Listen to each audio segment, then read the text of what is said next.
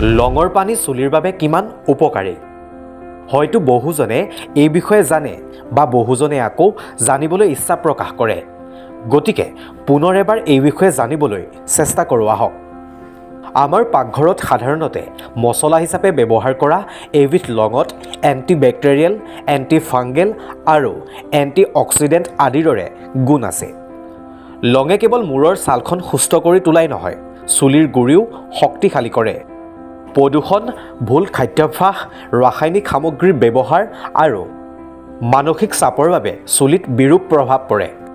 চুলি সৰা উফি আদি সমস্যা বৰ্তমান সময়ত সাধাৰণ হৈ পৰিছে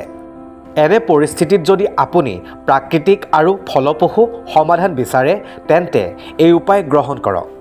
চুলিৰ বাবে লঙৰ পানীৰ উপকাৰিতাসমূহ কেনেধৰণৰ হ'ব বাৰু আপোনালোকে বাৰু কল্পনা কৰিব পাৰিছেনে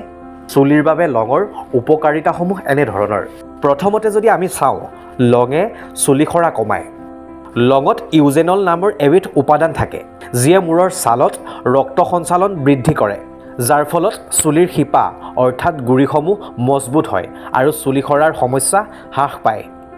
দ্বিতীয়তে লঙে উফিৰ পৰা সকাহ দিয়ে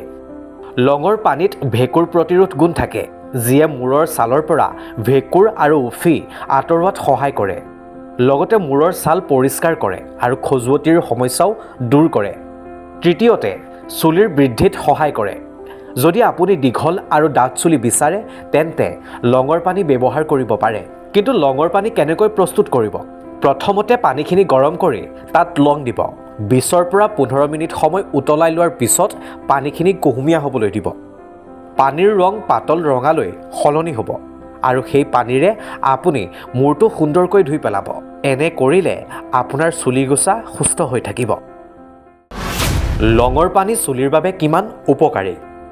হয়তো বহুজনে এই বিষয়ে জানে বা বহুজনে আকৌ জানিবলৈ ইচ্ছা প্ৰকাশ কৰে গতিকে পুনৰ এবাৰ এই বিষয়ে জানিবলৈ চেষ্টা কৰোঁ আহক আমাৰ পাকঘৰত সাধাৰণতে মছলা হিচাপে ব্যৱহাৰ কৰা এবিধ লঙত এণ্টিবেক্টেৰিয়েল এণ্টিফাংগেল আৰু এণ্টিঅক্সিডেণ্ট আদিৰ দৰে গুণ আছে লঙে কেৱল মূৰৰ ছালখন সুস্থ কৰি তোলাই নহয় চুলিৰ গুৰিও শক্তিশালী কৰে প্ৰদূষণ ভুল খাদ্যাভ্যাস ৰাসায়নিক সামগ্ৰীৰ ব্যৱহাৰ আৰু মানসিক চাপৰ বাবে চুলিত বিৰূপ প্ৰভাৱ পৰে চুলি সৰা উফি আদি সমস্যা বৰ্তমান সময়ত সাধাৰণ হৈ পৰিছে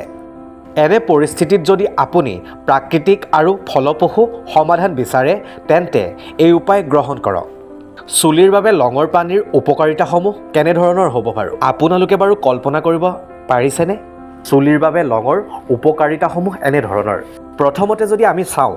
লঙে চুলি সৰা কমায় লঙত ইউজেনল নামৰ এবিধ উপাদান থাকে যিয়ে মূৰৰ ছালত ৰক্ত সঞ্চালন বৃদ্ধি কৰে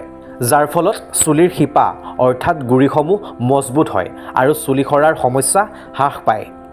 দ্বিতীয়তে লঙে উফিৰ পৰা সকাহ দিয়ে লঙৰ পানীত ভেঁকুৰ প্ৰতিৰোধ গুণ থাকে যিয়ে মূৰৰ ছালৰ পৰা ভেঁকুৰ আৰু উফি আঁতৰোৱাত সহায় কৰে লগতে মূৰৰ ছাল পৰিষ্কাৰ কৰে আৰু খজুৱতিৰ সমস্যাও দূৰ কৰে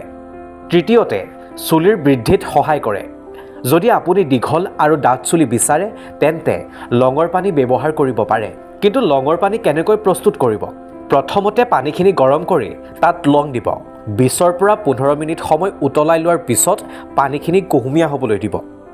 পানীৰ ৰং পাতল ৰঙালৈ সলনি হ'ব আৰু সেই পানীৰে আপুনি মূৰটো সুন্দৰকৈ ধুই পেলাব এনে কৰিলে আপোনাৰ চুলিগোছা সুস্থ হৈ থাকিব